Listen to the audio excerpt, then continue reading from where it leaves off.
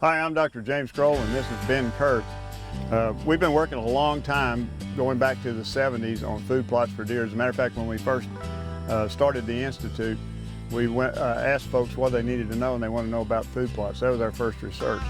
One of the problems we ran into very early on was deer tend to move in on a food plot as it's just putting up the early stages of growth and wipe it out. And so that's what got us involved in the late 70s, early 80s in electric fences. Ben, you've had a great experience with that. Yeah, we've used them for a long time and very successfully. As simple as they are to put up and to use, they work really well. Keep deer out of your plots and trees good and let them into each your plot. And what we've done now is in the last 7 years we've added another tool in our arsenal. We're not abandoning electric fences. They're very, very useful in many cases. But what we're doing now is we've been working with the Trident Corporation and using the polypropylene netting. And man, I'll tell you what, between it and the electric fences, we can keep deer out of our food plots, can't we? Yeah. So our purpose here today is this food plot is about a ½ acre. It's a failed plot. We planted it to corn and Dr. Deer peas. We've been in a drought, haven't we? Big, terrible drought. That was one problem, but the biggest problem we had is when the peas came up, the deer around here just homed in right on it and just wiped out the peas. So we're about to take care of that problem, aren't we? Yes, sir. We're going to show you how to put up a polynet wire fence, and it's not going to take days and days, and it's not going to cost a fortune to do it. So come on, and we're going to put this fence up. Yeah, the first thing you're going to do when you set up your fence is to actually decide where your fence is going to have to be. You mark your corners and put in your corner posts, and then we'll put in the line post. In this case, it's going to be a straight line. But you want to be very careful. You don't make your fence bigger than the wire that you have. So you have to make sure you have enough materials to cover the plot that you're going to build. All right, what we've done here is we've dug a 3-foot hole for the corner post so we have a good brace. Sometimes people put cement in there. Since we have a tendency to move plots around, we don't do that here. We just use plain old dirt, just sealing around that. Okay, that's one. There's 3 more to go.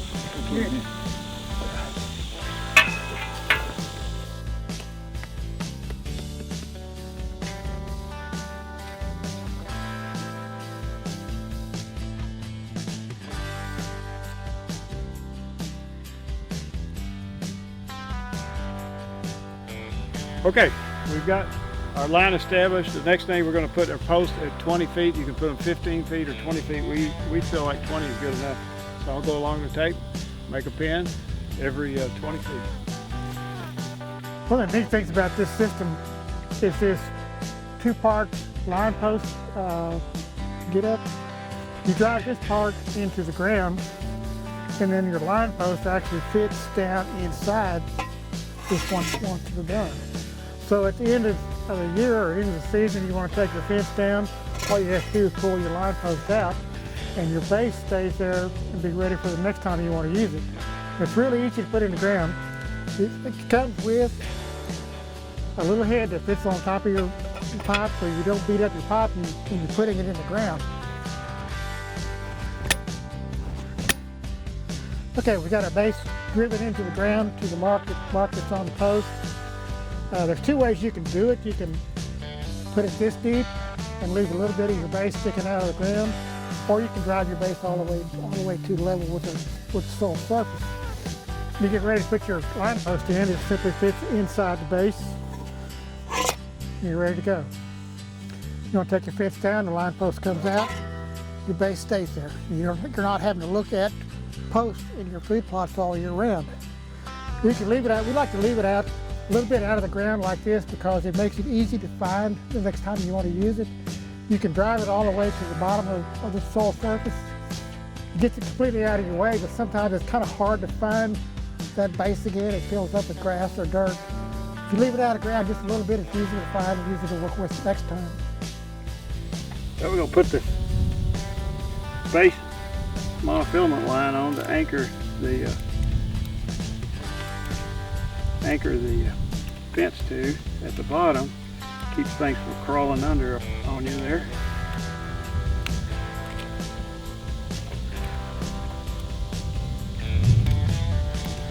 All right, now we can put it out.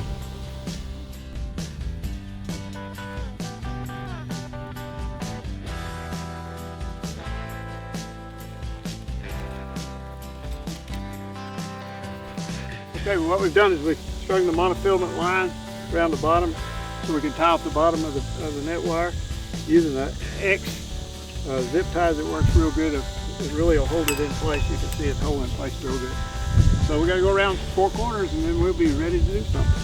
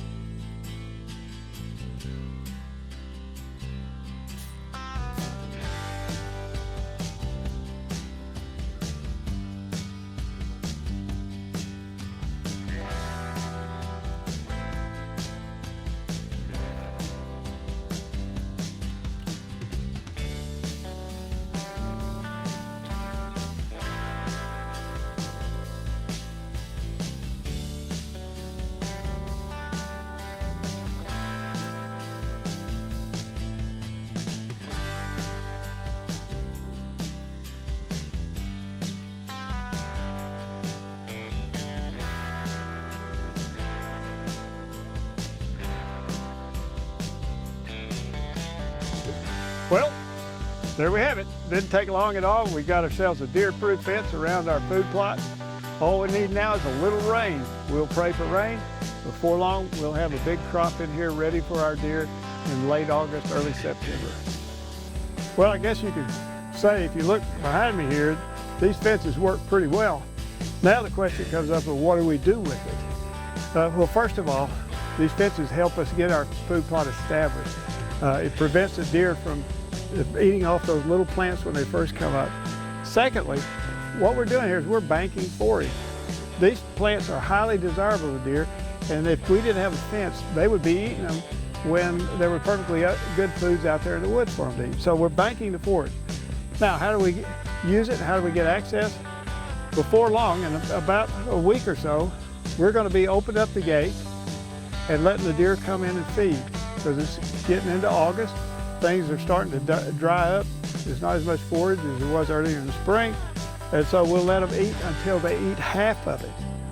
You could look at the height here. When they eat half of it, we'll close the gates and let it grow back. It'll do that in about 10 days. So we're essentially rotation grazing, because we've got 7 of these plots and we can rotate the deer through the plots.